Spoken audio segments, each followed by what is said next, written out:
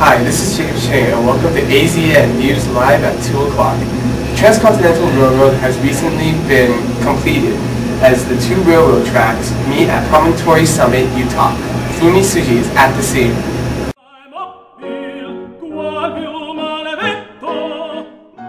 The Transcontinental Railroad has been a long project that symbolizes American economic and social development and nationalism. Today, it has come to a finish here at Promontory Summit, Utah. This project has been suggested by visionaries ever since the 1840s in the newspaper and debates. The Congress finally approved the bill and President Abraham Lincoln signed it to law. The Pacific Railroad Act ensured the Transcontinental Railroad's loan of either $16,000 on the plains, $32,000 in the Great Basin, and $48,000 through the mountainous terrains for each mile of track laid.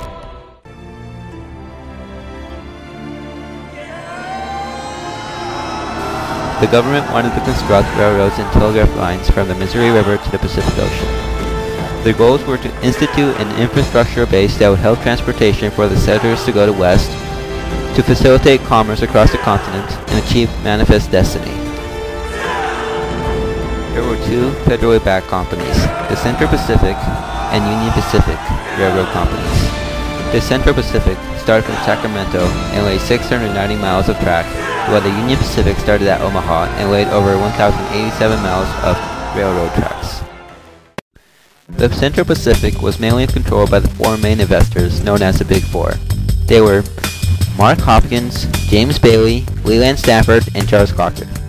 The Union Pacific was run by Thomas C. Durant and Grenville Dodge, who vigorously invested in laid tracks.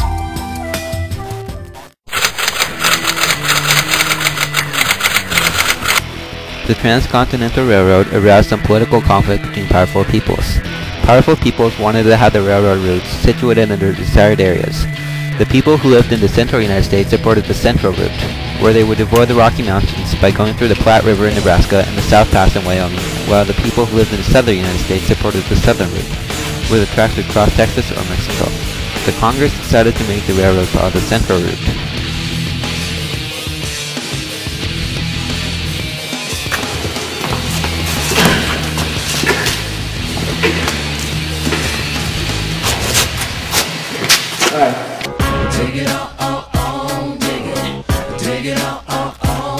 The Central Pacific used lots of Chinese laborers, which they derived by gathering from the Californian gold mines or by importing from China.